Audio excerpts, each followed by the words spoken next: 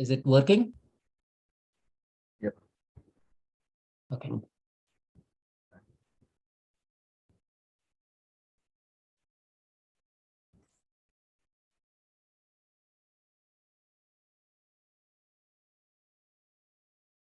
Hide floating meeting controls. Control Alt Shift H. Too many buttons to press. Okay. Krishnan, maybe you can introduce the speaker. You're muted. Yes, sure. Thanks.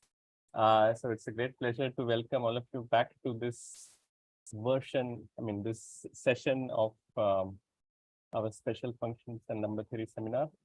I have the pleasure of introducing Shashank Kanade of University of Denver, and he will be speaking about the A2 Andrew Schilling Borner identities, and we are excited to listen to it. So please, Shashank. Thank you so much, Krishnan. I think Gaurav told me that you're also from IIT Kanpur, so I think you're junior. Anyway. No, I would be senior actually, pretty senior.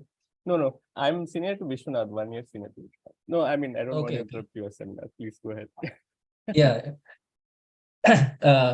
Okay, so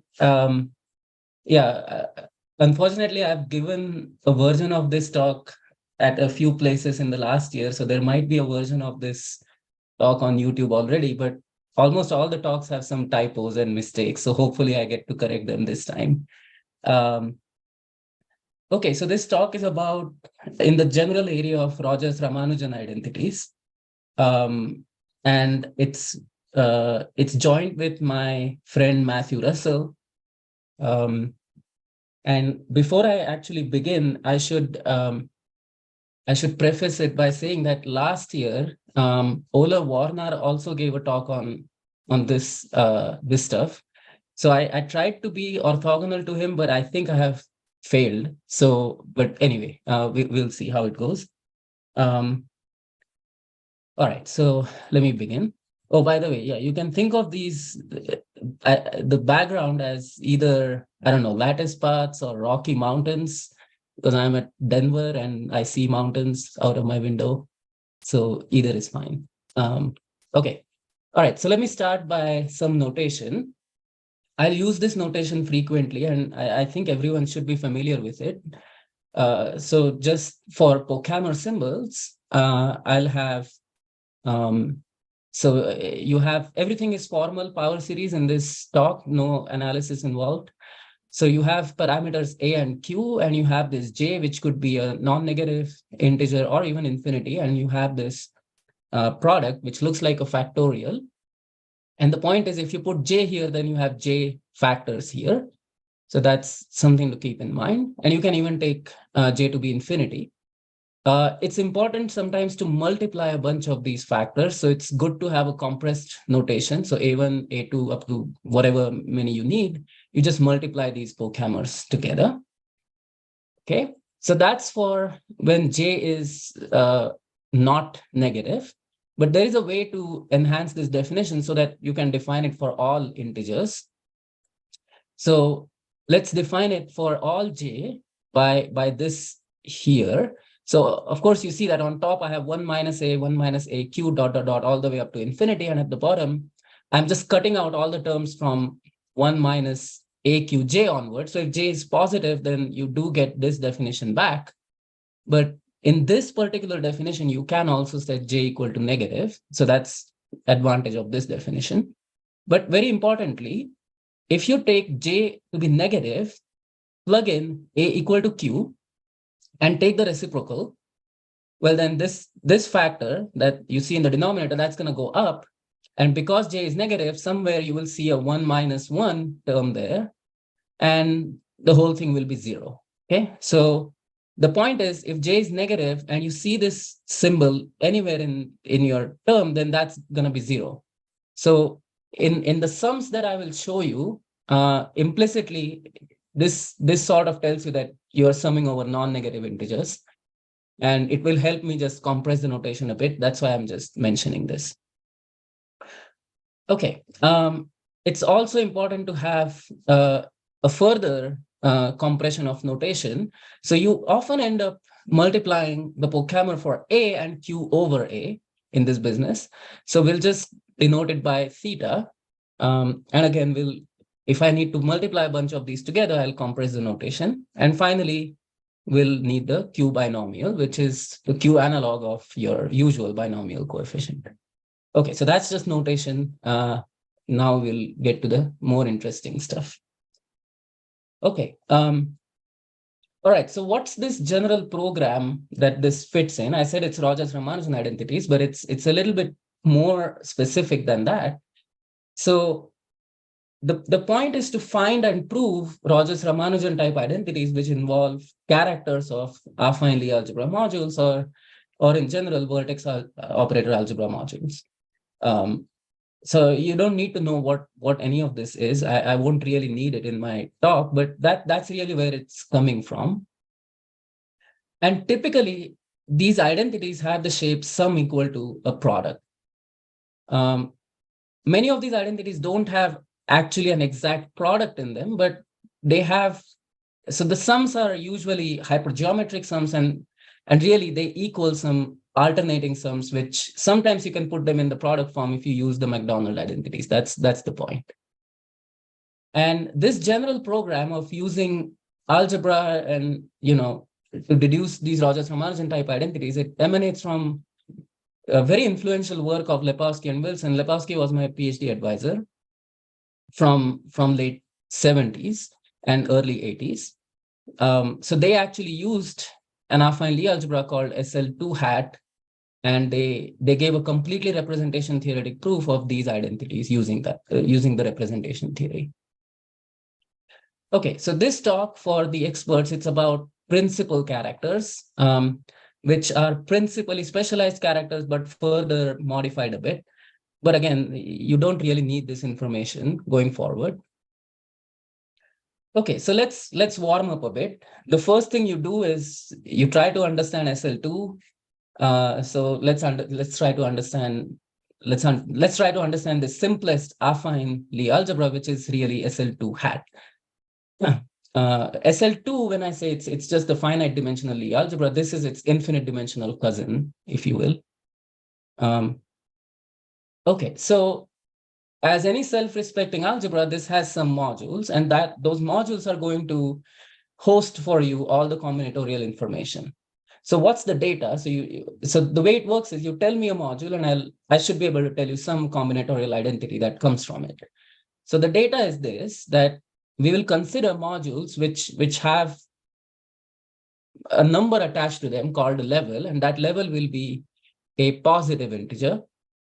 Okay, and at any such level, you have a bunch of modules, and they will be parameterized by two numbers, C0 and C1, which add up to L. And these two numbers will be non-negative integers again. So this is important because this is exactly what we need. I mean, this data is what we need going forward for A2 identities. And of course, you can take, for example, if level is 3, you can take 3.0 and 0.3 both. But as far as distinct identities are concerned, you can arrange these two numbers in a non-increasing way. Okay. And so here's an example. If you take level 3, then you have really two pairs, 3.0 and 2.1. And so you have two distinct identities. And these will be exactly the Rogers-Ramanujan identities. So I'll tell you what they are. Okay, so far so good. So what are these identities? So let's see. So if the level is 3, I said you get Rogers-Ramanujan. If the level is odd, you get what are known as Andrews-Gordon identities. And if the level is even, you get Andrews-Brasou identities. Okay, so this one single algebra gives you various identities. All right, so now what are these identities? So as I keep saying, these are sum equal to product identities. So I'll first describe you products, and then I'll tell you what sums are. So that's my level, the addition of these two numbers. And the products are certain products of Pochhammer symbols, and they will have a certain period, and that period is level plus 2. This 2 is coming from SL2. So you can guess for SL3, it's going to be level plus 3. going forward. But anyway, so that's the modulus. So this is the product. So you know what C0, C1 is. You put this spoke hammer, this spoke hammer, this spoke hammer, and this is the compressed notation that I have been using. And you see that this period is coming up, level +2. Fine. So easy. And this product comes immediately once you tell me what the module is. There are programs that do this product for you. But if you give me an arbitrary Lie algebra, an arbitrary level, arbitrary module, the hard part is to get sums. Okay. The products, there are programs, you do that at a push of a button. That's not the hard part. The hard part is getting the sums. Okay. So now let me describe the sums. So there is again further data I need to describe what these sums are.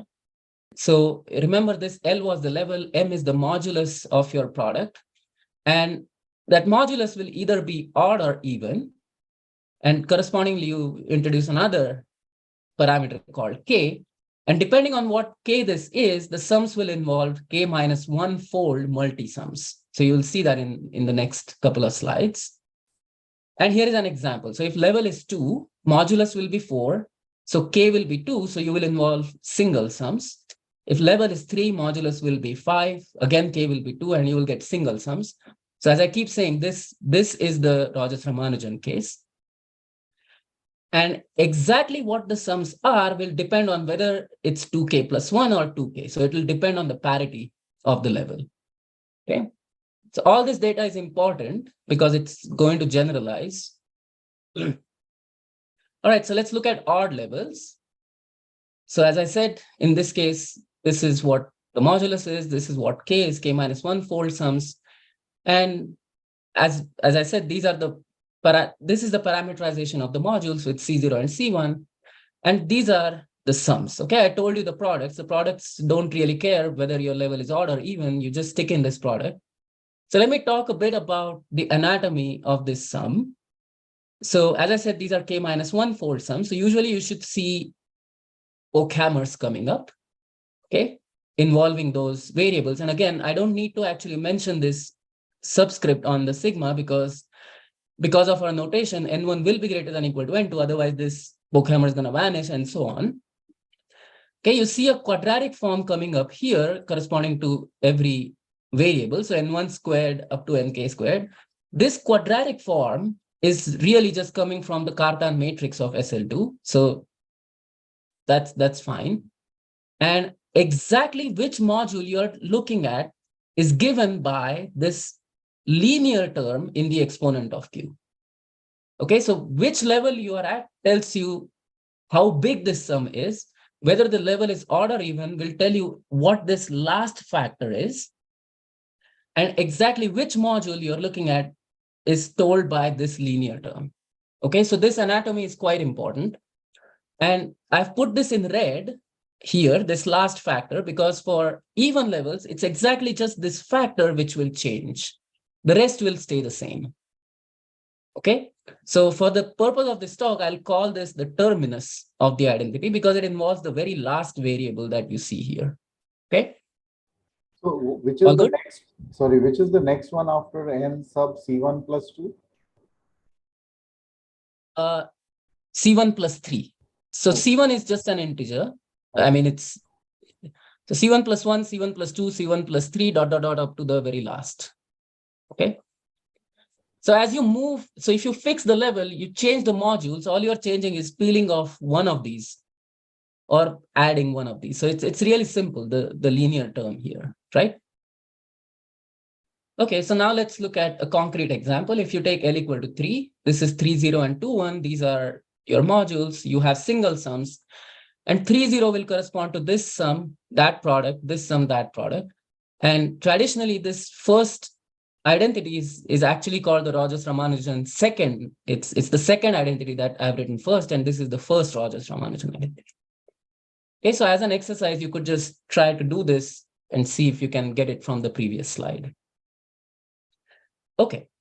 All right, so now at even levels, so again, it's the same story. The same parameterization of modules, except that now we have the level plus 2 is 2K. And you see that exactly all that has changed. Everything else is the same. All that has changed is this terminus, right? You have just plugged in q squared, and this oak-hammer. And again, which module you are at is told from this linear term. This quadratic comes from the Cartan matrix and so on. Okay? And products, again, don't really care whether your level is even or odd. It's the same formula for all levels. Excellent. So this is the summary of SL2 hat, that the levels break into two cases based on the parity, whether the level is even or odd, and Andrews-Gordon and Andrews-Brasou, and they are differentiated exactly by this terminus you get in the sum. At any fixed level, we have a line of identities. What do I mean by that? So if you take L equal to 8, these are the various pairs that are available for you, and they neatly form a line, 0, 1, 2, 3, 4, right? At any fixed level, the sums in various identities differ only in that linear exponent of Q in the numerator. And that has nice, I mean, you should expect that because of the asymptotics and so on. And it turns out that all of these identities I have shown you, they can be proved by what is known as the usual Bailey lattice. So I hope someone at some point gives a primer on the usual Bailey machinery. Maybe Gaurav can do that. Because the point is the SL3 identities are proved by Warner using a generalization of this lattice to SL3 case, which I don't really understand yet. Anyway, so now let's get to the main protagonist of this talk, which is this algebra SL3 hat. So you can expect now that the levels will break into three classes based on the modulus, based on what is L modulo 3, and sums will again be differentiated by their termini. And each level, instead of having a line of identities, will now have a triangle of identities. So it's a two-dimensional picture at every level. So I want to mainly discuss this picture with you. And back almost 25 years now, Andrew, Schilling, Warner, they really found and proved what would end up to be sort of like one diagonal of this triangle. And to do this, they invented a generalization of the usual Bailey machinery to SL3 root system. And last year with Matthew, we conjectured all the remaining identities. And there is a star because some of our conjectures are not explicit, some of them are explicit. And the ones that are explicit were proved by Warner last year. Or not last year, this year, in fact, but he gave a talk about that last year. Okay, so that's the overview of where this talk is going. All right, so let me now discuss this triangle of identities. So you again have a level, which is non-negative. Oh, this should have been L in that set, but anyway. Now you take triples, C0, C1, C2, you arrange them in this manner, such that they add up to L. And to describe this triangle, you will put this triple in row C1 and column C2, okay? So for example, if you take level 11, then this is the arrangement of all the possible identities. So corresponding to every location, you should have one identity there. And these things in red were the identities that were found and proved by Andrew, Schilling, Warner, okay? So is this okay so far? I mean, I'm just describing the arrangement. There is, okay. There is a further thing. So I said that some of our conjectures are explicit, some of them are not. So what is that? So it turns out that you see here that this triangle starts shrinking at some point. So it's growing and then it stays constant here, but it suddenly drops. And this is the pattern that keeps happening at every level. So wherever you see that this triangle is shrinking, you draw a line at that point. And where does this line happen? So if you write L plus 3 to be L plus 3 will be either 1, 0, or -1 congruent to mod 3. So depending on that, you find this K, and this horizontal line where the triangle shrinks will happen between rows K, -1, and K. So if level is 11, level plus 3 will be 14. So K will be 5. So you should see a line between between row 4 and 5. Okay. So the point is, we gave explicit conjectures for all the identities that lie above this line. And We don't have explicit conjectures for the identities below the line, but they can be deduced if you know the conjectures above. Okay. So here is what happens. So this is the summary. If you put the line, this triple will be above the line if C1 is less than K minus 1, because that's the row. The row is the second thing, and it's below the line if C1 is bigger than K. Okay, all of this is an arbitrary choice how to write these triples and so on, but this is what we found convenient. Okay, so this is what I mentioned, that we gave these explicit conjectures above the line and so on. And we also proved our conjectures in these levels. And these two levels are in red because those were the new cases at the time. And Warner has proved all the explicit conjectures above the line and so on. Okay. The levels that are divisible by 3 are somewhat funny, so I'll talk about them also at the end. All right. So again, what are the products? So you take the level to be C0 plus C1 plus C2. The products will be periodic modulo L plus 3, and those are the products. And here it's not Pochhammer, it's the theta function that you're seeing. And that's it. They don't care about whether your level is this or that. It's just this formula. Right. Now, again, the sums will be differentiated by what you put at the end. So the terminuses or termini, I don't know what the right plural is. And they will depend on whether your level is, what is it, modulo 3? And these are the terminuses. So really the main thing that Andrew Schilling-Warnall discovered is what are these correct terminuses to put at the end of the identities. So if your level is congruent to 1 mod 3, then this is the terminus. If it's divisible by 3, that is the one, and so on, right? So I think this is one very important point of what ASW did back 25 years ago. Okay, so what are the identities? So again, depending on what your level is, you're going to get a terminus. So let's designate that terminus with whichever it is, 0, 1, or minus 1. And if this lies above the line, your triple, C0, C1, C2, then this is our sum. Okay, now it looks scary. So again, let's dissect it a bit.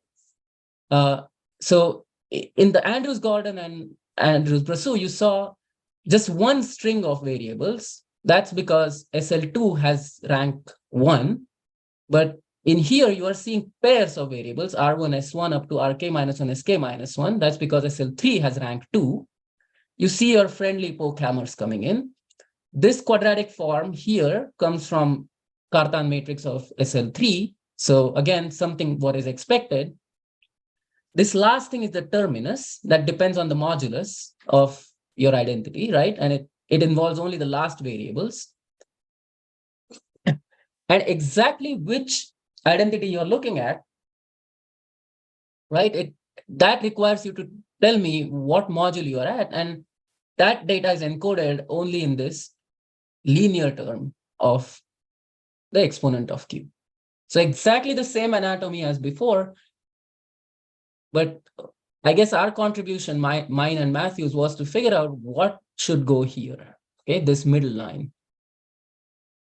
And it's a fairly simple formula at the end of the day, but that's what it is.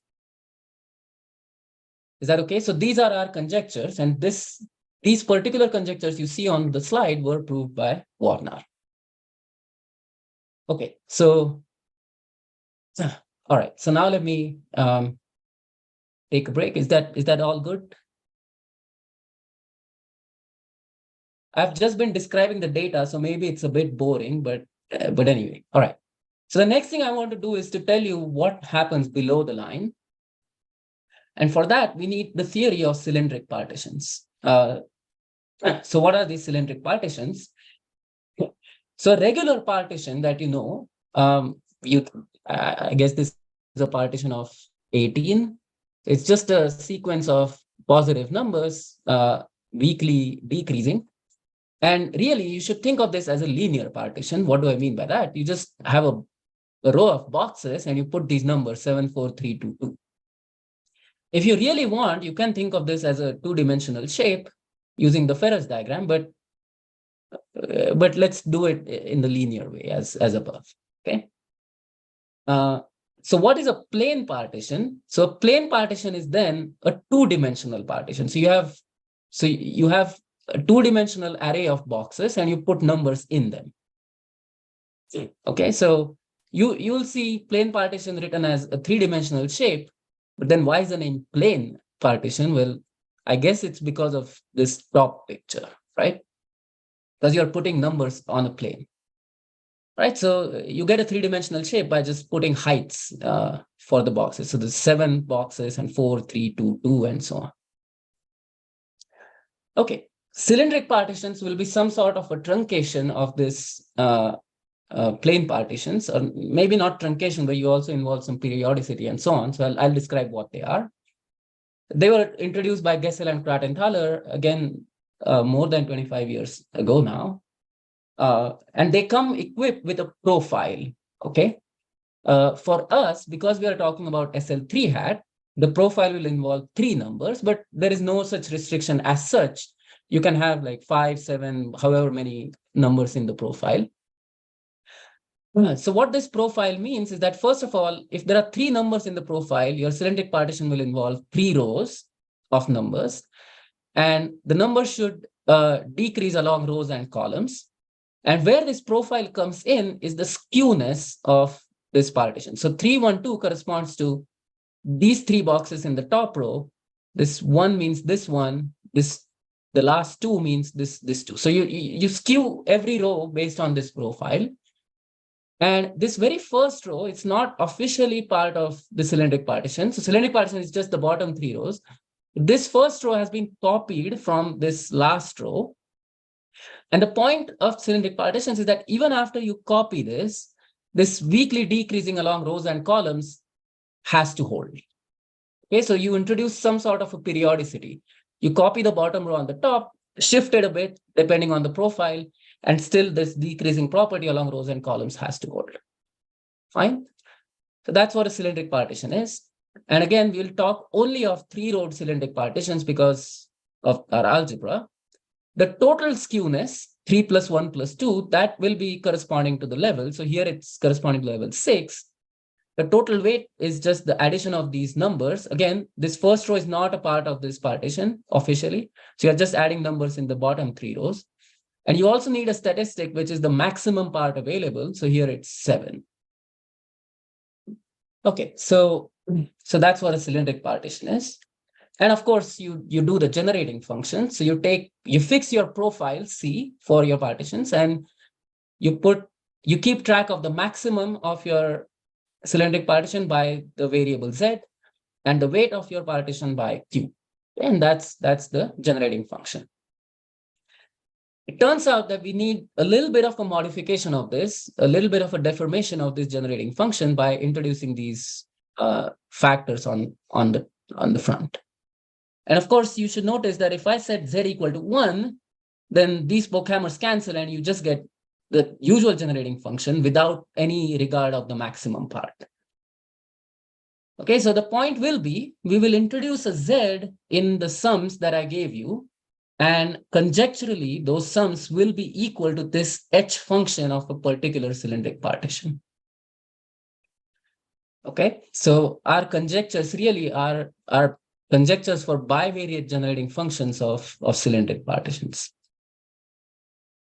Okay, so there are some important things of these cylindric partitions. Well, first of all, because of this periodicity, you're always copying the bottom row to the top, right? It really doesn't matter what you call as the bottom row. You could start anywhere. And so this naturally has a cyclic symmetry, these cylindric partitions. So if you're thinking more generally of R-rowed cylindric partitions, you could just put, there is this nice symmetry, this cyclic symmetry. You could rotate your profile a bit and you still have the same generating functions. And so if you look at all the profiles of level 11 and you up to cyclic symmetry, you can enhance this triangle a bit, right? 830 is not the same as 803, for example, but any other permutation of this 803 profile will be either equivalent to the first or the second, right? So this is enhancement of triangle up to this cyclic symmetry. The point is, corresponding to every such profile, you have a cyclic partition, and you're going to put the generating function at that location. Okay. Now, nicely, if you plug in z equal to 1, we have product formulas. And this is really it was somehow implicit in the work of Gessel and Kratenthaler, which was explained explicitly by Fora and Welch. But there is a very different way to arrive at these products by work of Borodin on, I guess, some Schur processes or whatever. But anyway, so the point is, if you set z equal to 1, you immediately have products. Okay, so the hard part, again, is finding the sums for the generating functions. And of course, after you have set z equal to 1, now you have more symmetries on this generating function. But if you just don't do this, you keep z equal to, you just keep z, then you only have cyclic symmetry. So something to keep in mind. Another important bit about these is that if you fix your level, so you have fixed your attention at a particular triangle, then all these functions, these h functions that appear in your triangle, they are nicely tied together in a system of recurrence, in a system of recurrences, or rather I should say that they are tied together in a system of functional equations, which are called now Cortil-Welch equations. I won't describe them here, but they are pretty straightforward to find out what they are. They are, first of all, very explicit.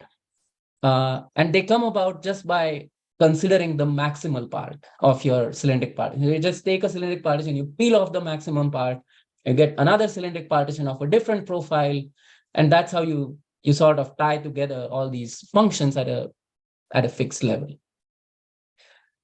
Okay, so not only are they solutions, they are unique solutions to this system of equations. So in order to find sums, in a way, you just have to solve this system of equations. Or if you have conjectures, you have to show that your conjectures satisfy this system of equations. Either way you want to think about it. Okay, so this is the key. This is really what we need for our proofs in whichever small cases we were able to prove our conjectures. So now let's tie it back together to our sums. So the point is that there is a very easy way. I just showed you sums that involve Q. There is a very easy way to introduce a Z in those sums so that conjecturally they match up with these H functions. Okay. So I have told you what these sums are for in the case where C0 is bigger than C1, bigger than C2, that lie above the line, right? In those sums, you do a very simple thing. You just introduce Z to the R1 in every sum. That's it. It's really that simple. Now, the only case that requires a tiny bit more work is when this profile is not in order, right? I showed you in the triangle that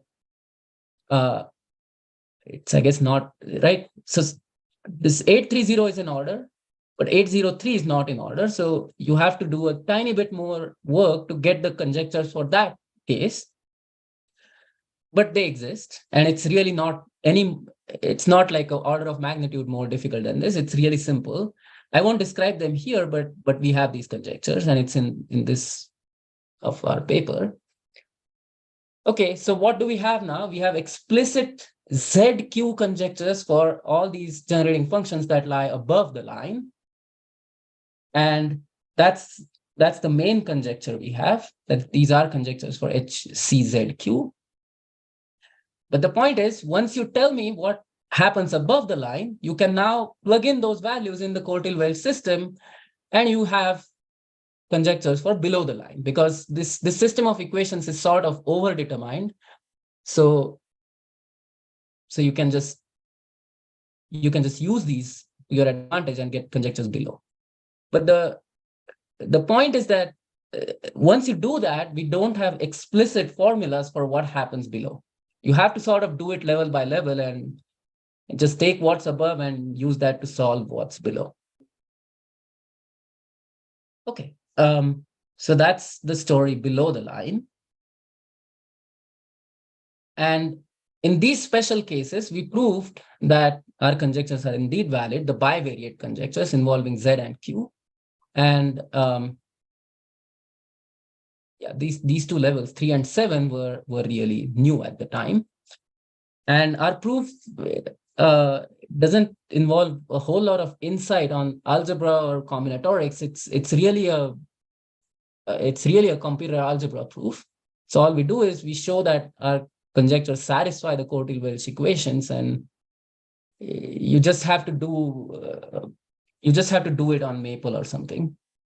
I mean, I wish we had a more conceptual proof, but at this point we don't. So that's actually one good problem to think about. Why are these solutions to? Is there a more conceptual reason why these solve the Cortez-Welch equations?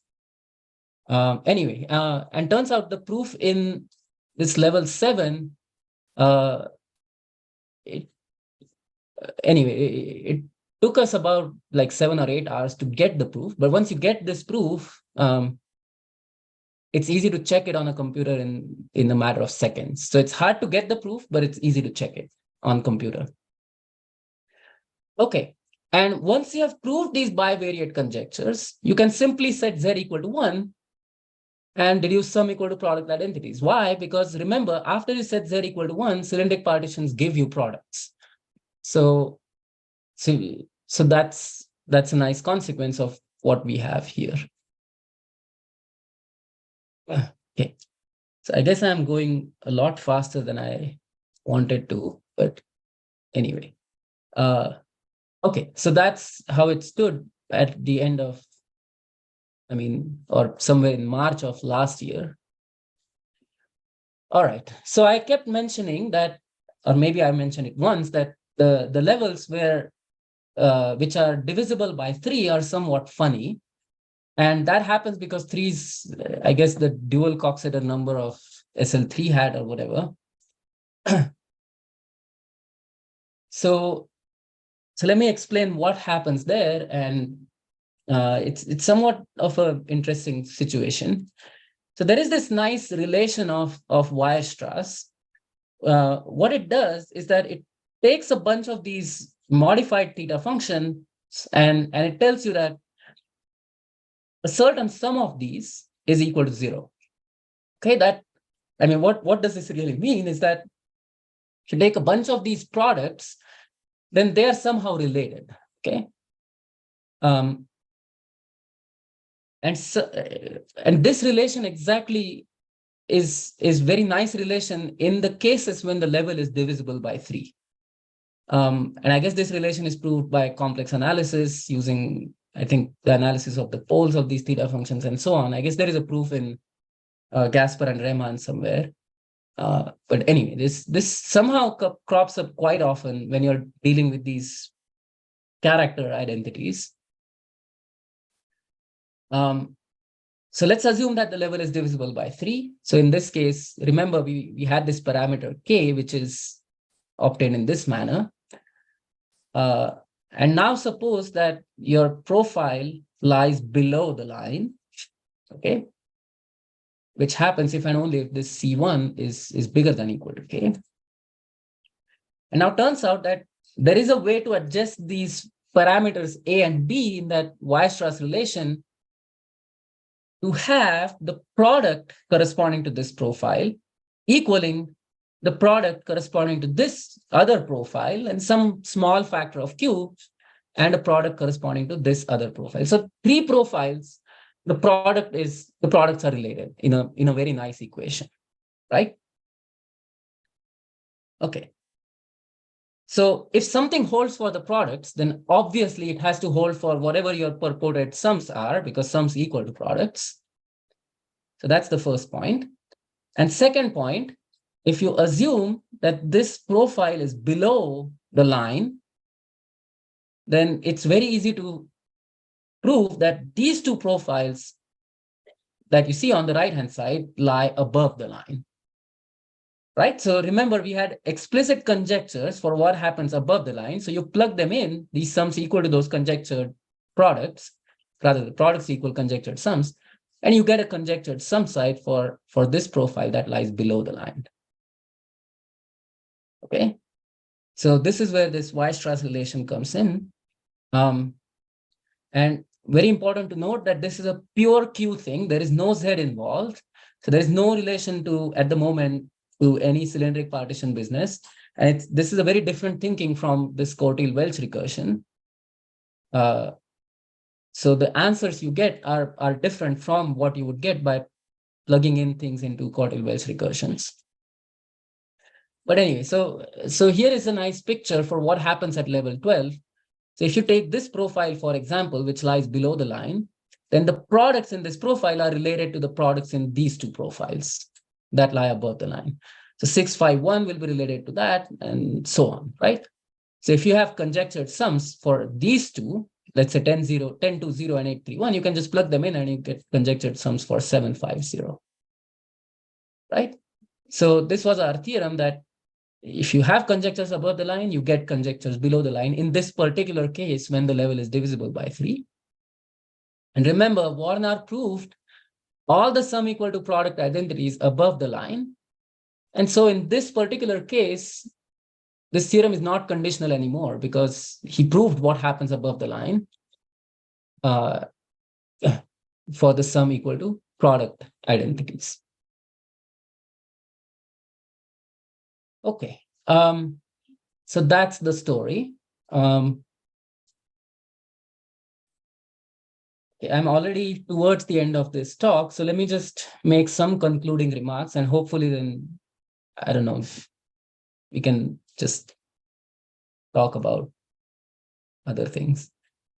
Okay, so what are some things to do? So if you paid close attention to the levels that we said we have explicit proof, you would see that the level 6 is conspicuously missing. It was something like 2, 3, 4, 5, and then 7, right? So this is still the smallest level where our bivariate conjecture are still unproved. And again, levels that are divisible by 3 are funny.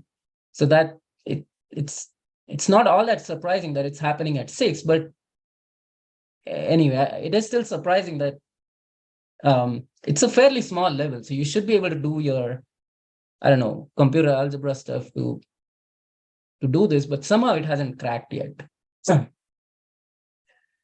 Okay. Next thing. So let's take a very small concrete level. Let's take level equal to 7, for example. Now, as I said, Warner proved everything above the line using his Bailey machinery. But at the moment, this machinery, to my knowledge, doesn't touch what's happening at below the line, right? So take a very explicit sum equal to product identity that we proved, right? So for example, take this identity, which is corresponding to profile 430. We proved it, Matthew and I. But at the moment, there is no proof of this using the A2 Bailey tree that Warner has. So one question I would have is it possible to even further extend this business of, I don't know, the Bailey stuff to reach this identity, right? Yeah, I don't really know, but that would be something to do. Of course, the problem is that we don't have such nice formulas as, see, you really want some infinite families of identities that have nice patterns, but I don't know, if you take level 10 and you take the corresponding profile, then these formulas don't seem to generalize very nicely. But in any case, it would be worth concentrating on one particular identity and see if you can do something with it. And I would say that the bigger problem is this first term here, because that involves some minus R1 plus S1 plus S2. These two terms are, I would imagine, are fairly tame to take care of using the machinery. Okay. So that's one thing that I would be curious to know. The next thing, so all of this talk, I just talked about SL2 first and SL3 later. That's it, right? Just two algebras. So beyond SL3, I don't know, still still stick to the type A, then as I kept saying, that in the sums, the important bit is to figure out what that terminus is. And Warner has given in his paper hypergeometric formulas for these termini at all higher ranks. It's still in SLN. And the question is, do they simplify? And I don't know if they do. Maybe that's a question for Warner, but anyway, I think this would be very interesting to investigate. And beyond type A, it's unclear what combinatorial object in place of cylindric partitions controls the combinatorics of these characters. I don't know the answer. Maybe someone in the audience knows. Okay, so these are some of the burning questions I have. And I was thinking that I won't be left with so much time. So I didn't talk of a lot of work that has happened in the last few years. But anyway, last 5 years or so, there have been many papers on these cylindric partitions and these Andrews-Schilling-Warner identities. And a lot of people have been working on these. And I especially want to mention, if you want to see new identities, especially look at Shunsuke's papers. Almost every time you send him an email, he responds back with a breathtakingly new identity. And he has some alternate versions of identities for level 3, which is mod 6. Matthew wrote a paper where he connected cylindric partitions with some very different conjectures of prims. I guess Khan and his student Halime, they have another recent paper on cylindric partitions, and they'll be talking about it in about 6 hours in a different seminar.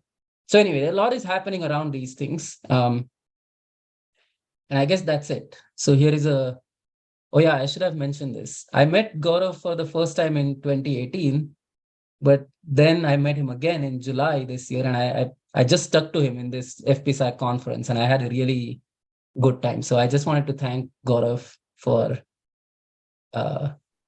all the friendship, I guess. And that's it. And of course, that's Christian. Okay, thank you. Maybe we can unmute and thank the speaker. Thank you. So any questions or comments?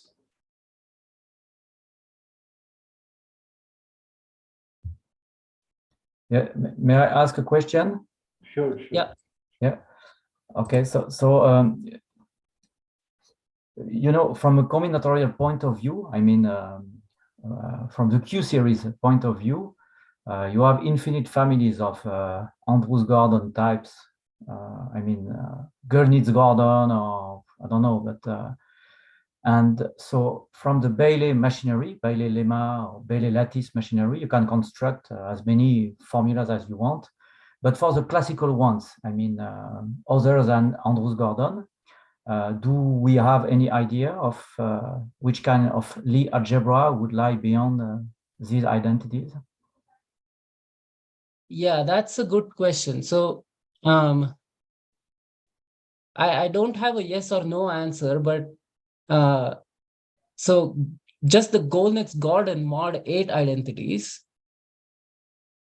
just those, I'm not even talking about the generalizations by Andrews, just those identities, I know that they come from this affine Lie algebra A5 upper 2. A5 2, you said? Okay. Yeah, A5 upper 2, level 2. Okay. And who did that? I mean, is it written somewhere? That's something I did in my thesis. Okay. But yeah, I mean, it's a good question. Now, you're talking about identities which have symmetric products. So these are modular identities, I guess. But yes, if you move to these false theta functions, then you can see them not via affine Lie algebras, but via some things called as singlet vertex operator algebras. Mm-hmm. So you see false theta functions, but yeah, if you, oh yeah, there is another thing. you see some of Slater's identities coming up for the affine Lie algebra A2 upper 2. Okay. And related to A2 upper 2, you also have identities like Caparelli's identities, Nandi's identities, and so on. So yeah, I mean, after SL2 hat, which is A11, you should really look at A2 upper 2, not SL3, because A2 upper 2 has just 2 nodes in the Dinkin diagram again. But yeah, I mean, if you put a finger on an identity in Slater's list and ask me which algebra it comes from, I wouldn't know the answers. These are just some of the examples I could tell you. Yeah. Okay. Okay, thanks. Can I ask a question as well? Okay, hi. Thank you for the talk. I was just wondering, you were mentioning that when you were talking, for instance, about A1 type of identity, that it came from the Cartan matrix, but I was assumed that you had like probably R terms when you were looking at A with a type A of rank R matrix, right? Oh yeah, so it's really, I mean, okay, so I was talking about each variable, so n1 squared, just that thing, that is half of n times 2 times n, and that 2 is the Cartan matrix. But if you want to consider all of them, like n1 squared, dot, dot, dot, up to nr squared, then I think you can make it do like something like SL2 tensor with a tadpole diagram or something like that. But I was just talking about one single variable at a time. Right. So for example, I mean, if I go back to this SL3 picture, sorry, this is not a good thing to do, but yeah, this one single thing, Ri squared minus RISI plus SI squared, that's just half of RISI times the Cartan matrix 2 minus 1 minus 1 2 times RISI. So each of them is coming from the Cartan matrix. Okay. Did that answer the question? I don't know. Yes. I'm just still a bit puzzled by the fact that you had. That's always my what I actually don't get when you were mentioning the Cartan matrix of type, for instance, in this case 3, and we have like k-1 variables. This is like, I mean, from what I've read so far, it always occurred to me that it was of rank k in this case. I mean, there is a way to look at it as rank k, where you have that's so. I mean, I think it's something like you take the Cartan matrix, but for higher levels, you tensor it with some tadpole diagram Cartan matrix or something. So that's how you inflate the rank. But would you happen to have a reference for that, or? Yeah, I should look up what the reference is. I'll try to look it up and see if I can send it to you. Thank you very much. Maybe I'm completely wrong about this, but in any case, I think that's a little bit artificial to do it. You see the Cartan matrix of SL3 right here in front of your eyes here. So I don't, but anyway, I'll see what I can find out.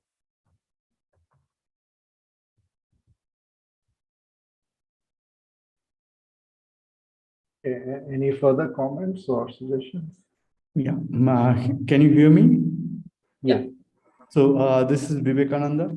Hi, Shashank. Hi. Hi. So thank you. It was a wonderful talk.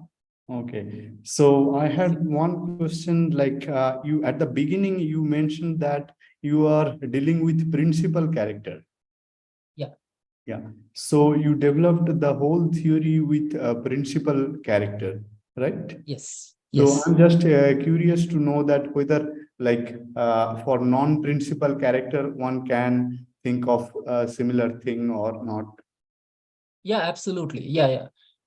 So really, when you look at the character, it involves a lot of variables beyond Q, right? So if you're looking at the character of SL3 hat, it involves Q and Z1 and Z2. Mm-hmm. And you could ask, if you just keep those Z1 and Z2 there, so you look at the full character, Okay. Is there a combinatorial interpretation of that? And I think people like Jan Doos and Isaac Conan, they have been working on exactly these type of questions, where you look at the full character and you try to explain it using crystal bases and so on. But then you could also ask, okay, instead of specializing these other variables in a principal manner, you specialize them in a different way. Can you still get nice identities? And there is this sequence of works by Ola Warner where he does this, and it culminates, I think, in his paper with Griffin and Ono, where you will find very strange specializations that still give you very beautiful identities. So yeah, look up the paper by Griffin, Ono, and Warner. And they do very strange things. Like sometimes you set up one of these Zs to be -1. So you're subtracting some of the weight space, but you still get non-negative identities and nice products. And it's very surprising. So yes, your answer to your question is yes, you could absolutely do all these things. Okay. Yeah, Z is -1, as you were saying. Maybe like when we like roots of unity, when we consider Z as roots of unity, then we might get. Okay. Yeah, that's another. Yeah, I never thought about it, but definitely an interesting thought. Yeah. Okay, thank you, sir. Yeah, the only reason I am talking about principal characters is there is this general theorem by Lepowski, Milner, I guess, that says that that the products are going to be nice infinite products. But if you specialize in some other ways, then there is no such guarantee. I see. Okay, thank you. But that's fine. I mean, you still get some over Weil group or affine Weil group. So it's still an interesting question to ask. Is there a manifestly positive hypergeometric sum site that equals that? Okay. Nice. Thank you. Yeah. Yeah, roots of unity. Okay, that's an interesting thought. I have no clue what happens.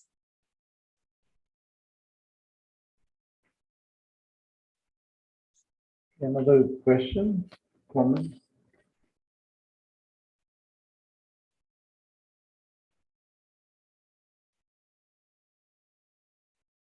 Okay, in that case, maybe we can thank the speaker again. And yeah, we could just have a discussion.